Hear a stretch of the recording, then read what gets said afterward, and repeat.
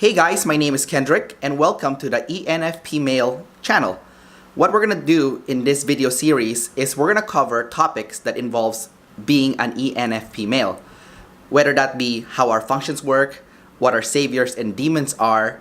We're also gonna cover personal development, business, and most important of all, how to achieve the one thing that we all really want, which is freedom. Now in this first video, I got a chance to interview Davesuperpowers. And if you don't know who he is, he has a channel called Davesuperpowers where he talks about Myers-Briggs personality typing system, but he has a little bit of a spin to it where he covers areas that has not been covered yet by other Myers-Briggs channels or books.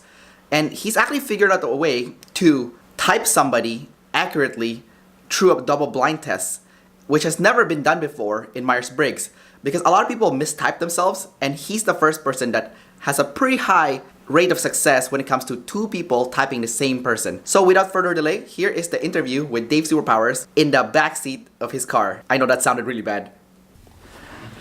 Hey guys, my name is Kendrick and I'm here with Davesuperpowers himself. Hey. So awesome to meet you, man. Yeah, you too, man. Yeah.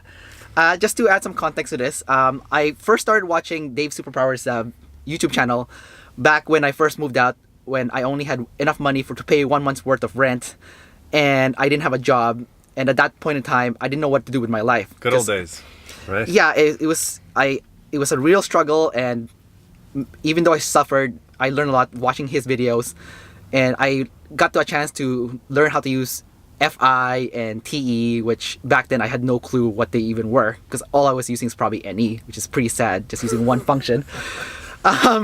Long story short, after several years, his channel is now back, and I started watching it again, but now coming from a perspective where I'm a more developed person as a result of going through a lot of hardship. And now I'm just going to ask him a bunch of questions that could help fellow ENFPs like me who have always been struggling and have no idea what to do with our life. So my first question to you, Dave, is one of the biggest problems we ENFPs have is we always feel stuck. Like we can't do something long enough where we build something. Like it's so easy for us to get so bored and we do something else.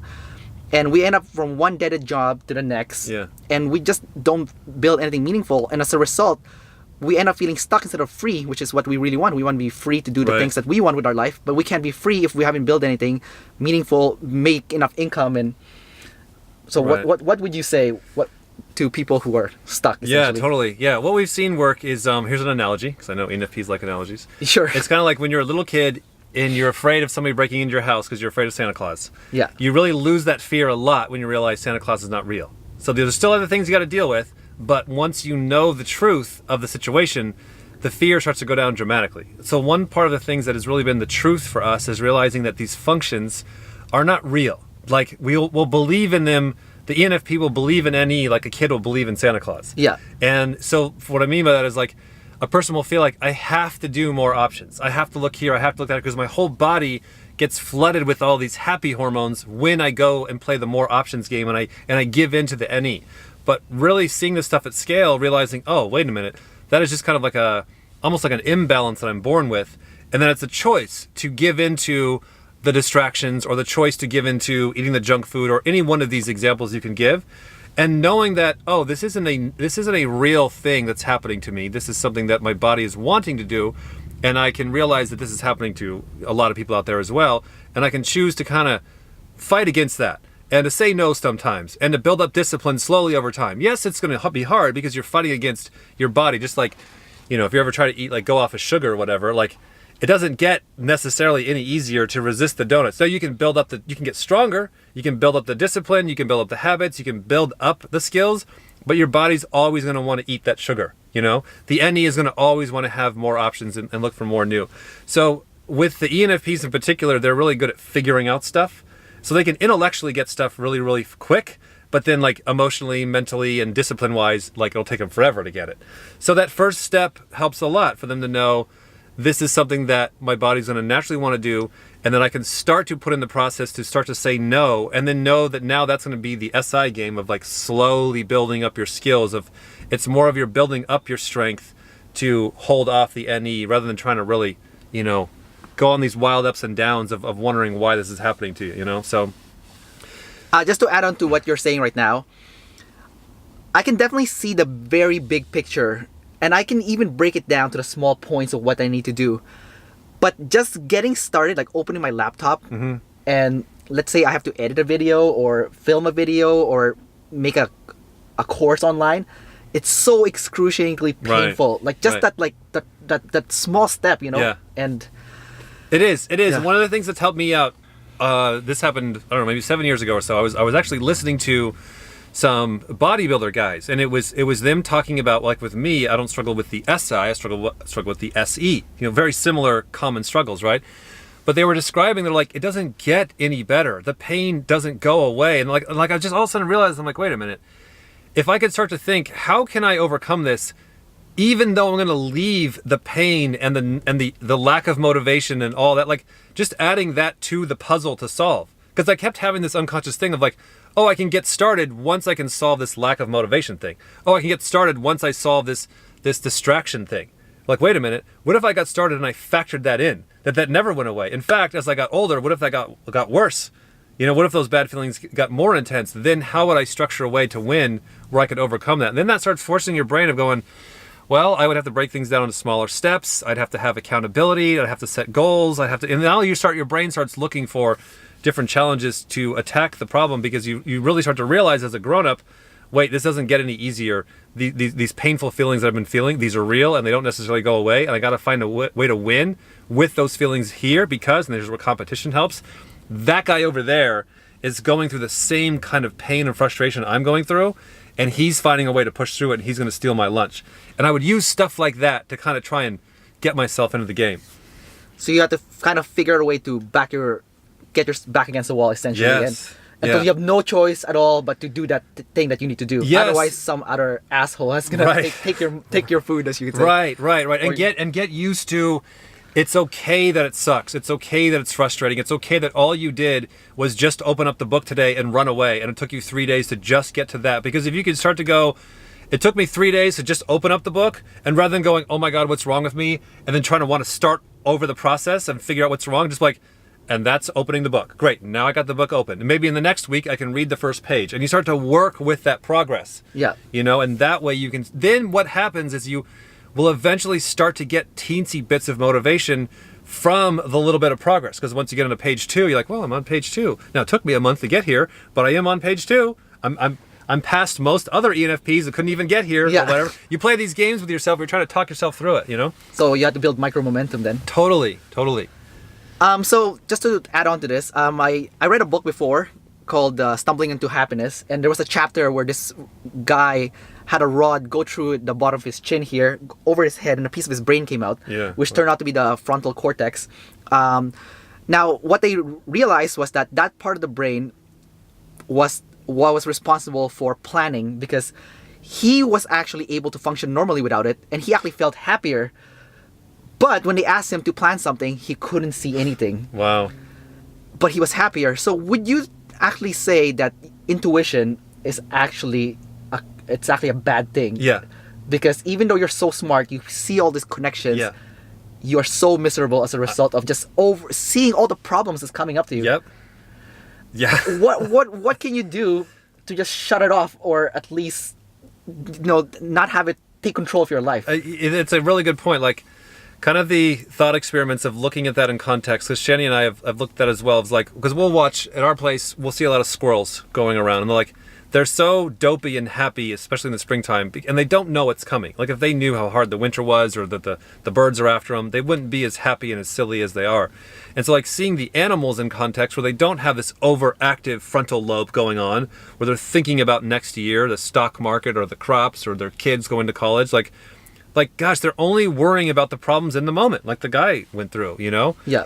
And so, again, kind of back to the first point of like knowing and accepting that, gosh, this is the way that it is, and this is the way that things are structured. It kind of, intellectually knowing it kind of makes the boogeyman or Santa Claus go away, and like, all right, as a human, this is a legitimate challenge that I'm going to have to deal with. That the more that I think about the future, I now can have not only the problems of today, but the problems of tomorrow. Now they're stacking up. And if you're N dominant, or just an anxious person in general, that is exactly what's going to happen. And so it's I try and get it down for myself, where it's like, I don't want to have, I'll just use a simple example. I don't want to have junk food have power over me.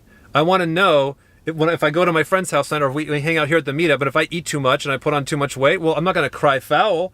I'm going to say, well, I ate too many calories. I got what I deserved. If I'm going to give in to the laziness or give in to thinking about the future too much, and then I feel all freaked out tomorrow, well, I got what I deserved. And so I try and keep it in a way, or I'm playing with these very dangerous forces that if I give my body all of what it wants, then it's just to sit there and crank the NEs, or even more intense, and go off way into possibility land. That if I choose to give into that, I then can possibly get, or not possibly, I will then get the consequences of that, which is oftentimes the worry, And so it is, we see the people that naturally have the balance, like say with the frontal lobe, the intuition, it's when they have it either, usually in the middle, where they can think about the future possibilities and they come back to the present, and they have a nice balance between the two, Let me ask you a question about NI, because this is something that you guys are good at. So as an NE user, one of the biggest things that is really annoying about it is I can't turn it off. The moment I go to a restaurant, I can literally feel everyone's emotion in the room, and I absorb everything, and I have no ability to shut it off. Do NIs experience this, like when you're talking to someone one-on-one maybe, or like do you absorb the stuff that's happening to them emotionally, or? Not as much, no. That's not.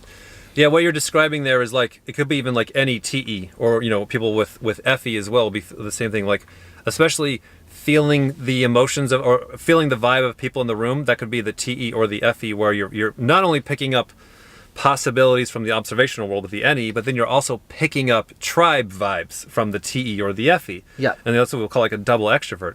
And that's like, there's huge pros to that, because that kind of person can go, without going the other way, they can come into a room and dominate and know how to direct people and see what's going on. They become unstoppable leaders. Yeah. But as they're getting started, it's if they can get past this, it's that overwhelm of too much observations, picking up too much stuff from the tribe and too much stuff from the people. It's really hard, because it goes back to the same thing of like, of taking some of the focus and building up the muscle to really resist that. For us on our journey and a lot of this stuff, it has been whatever your first function is, and if it's NE or TE or some like powerful function like that, well, damn, that's going to be even harder, because you got to power that thing down so you can get the other one, the SI or the FI, to get its strength to get more caught up. And some functions, honestly, they're a lot harder to master than others. It's not equal. The world is not fair. Yeah. Some people are going to have a much harder time than others. Yeah, that sucks, man. Yeah. But there's a payoff to every coin, because the people that we see that are like very extroverted, like Tony Robbins, for example, people like Tony Robbins, chances are they're not going to make it in life, because it's too much energy for a kid to manage. How would they figure out the discipline? How would they figure out the focus? How would they figure out the confidence on being such an extroverted person? The chances are they don't.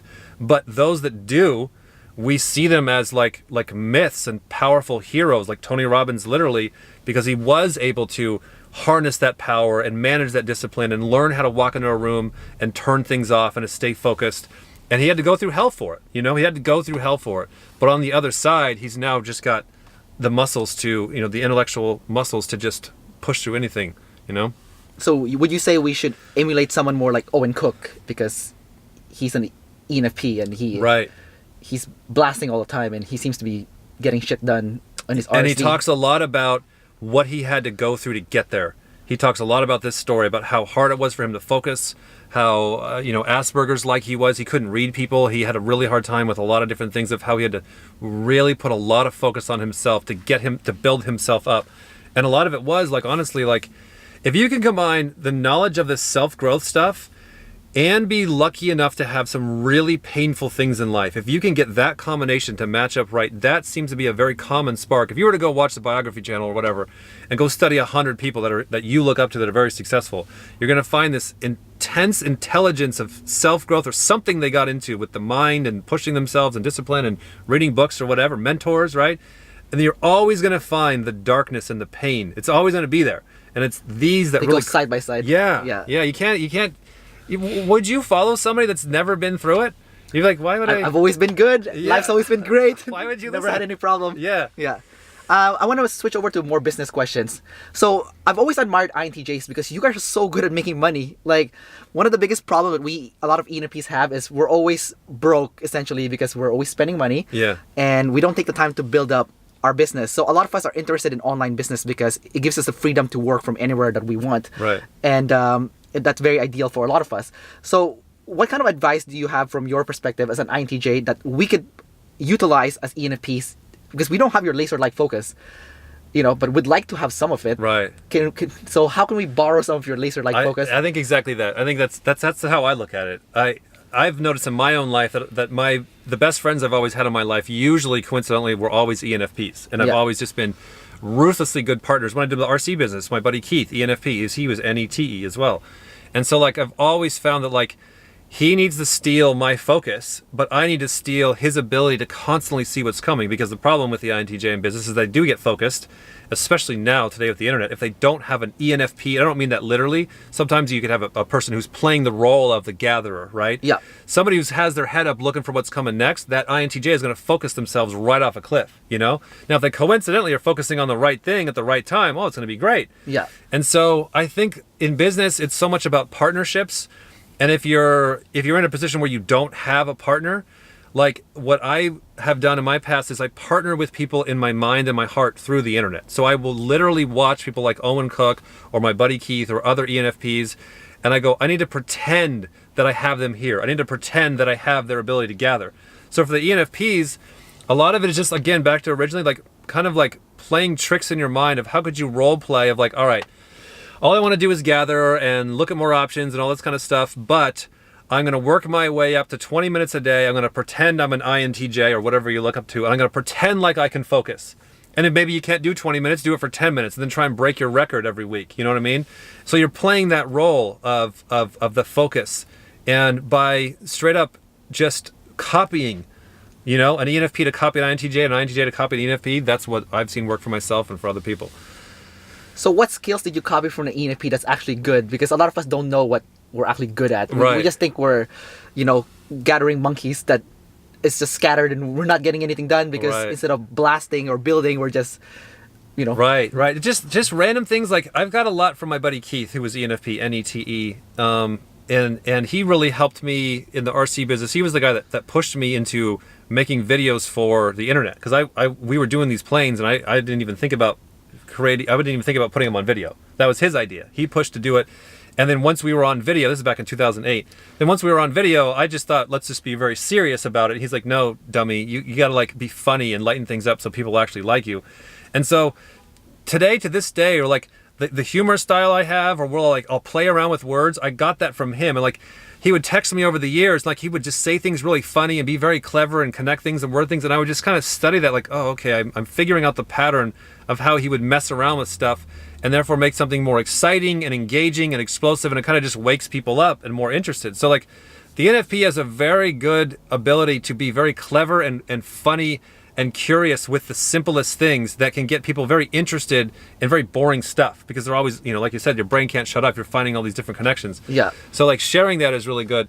The other thing too, so that's kind of just funny surface level stuff, but like the more impactful stuff is like him and I would talk on the phone every day, and like he would be bringing in all of these different connections that he would see from all over the place, and then I would kind of take those and try and prioritize them and organize them or whatever. But they're like, and I miss them a lot, because like there's a void in, like, I feel like in my life or my business where it just feels like this car where there's a few cameras and radars facing in a general direction, but I can't see what's coming from this way or that way or that way or this way. And so the ENFP is a great kind of a consultant or an insight person to bring in all sorts of new ideas from all sorts of random connections. But then you need that processing station, to go, okay, now that we have these, how do we focus them? How do we prioritize them? And how do we get moving in a single direction? And the ENFP either has to play the role of the IJ or have an IJ partner, Got it. So we need an IJ partner so that we can get shit done after we gathered all this stuff, or someone that's close to it, or at least imagine that we have an IJ partner. Yes, and if you look at people that have done successful businesses, Steve Jobs and Wozniak included, you'll see the Batman and the Joker, the IJ and the EP, and they may even, they don't necessarily have to be those exact types, but like you'll see them play these partners that are opposites, Tom and Jerry, that are playing opposites of each other and complementing each other, So in your business, you guys you're planning on hiring operators, and you're following the EMIT system for this. Yeah. Essentially, you're duplicating yourself. Right. And then people are going to be doing your double blind tests. Right. And then you'll be able to sell more units of Yeah. typing and whatnot, and you can actually relax and have Right. have a life. Right. Would you recommend that we do something like that for any business that starts? So I'll give you an example. So RSD, for example, Owen Cook has all these RSD guys. Right. They all make their own videos and they Right. sell their own products. But how do you stop them from leaving your company and Right. like stealing all your information? Right. You know, because you work so hard to build them up only for them to leave. Right. So how can you have this army of operators working under you? Or Right, which they've recently had. They've had, was it Brad or I forget the smaller guy? Todd. Todd, yeah. They kicked Todd out. And, Right, yeah.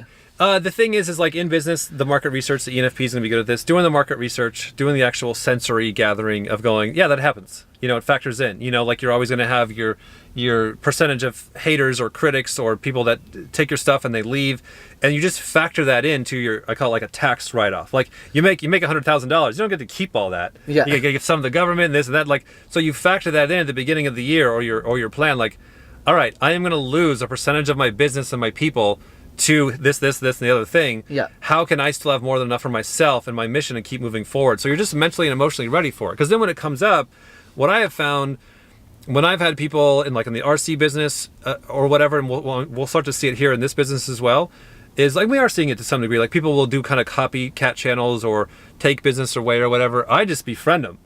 And because what ends up happening is like, if you have somebody that really, really hates you, and you're doing nothing but being nice to them, it takes all their power away. Like in the Bible says, like they can still not like you, but they can't attack you and come after you because you're not giving them any fuel to really hate you. So what I find is they just kind of get bored and go away. Other people that'll copy your stuff because they like you so much and they will legitimately take your business away to some degree, which I've seen in our own business. Yes, they will take away some customers right now, but what'll happen if you stay friends with them, their circle of customers, a lot of them will get flung back over to you. So they're going to be bringing in new prospects that I would never be able to reach, right? And then some of those get flung over to us, and then we're getting customers that I would never got because of them. And so it turns into a kind of a networking thing. But again, you're working with the reality of what are you going to do? Stop it?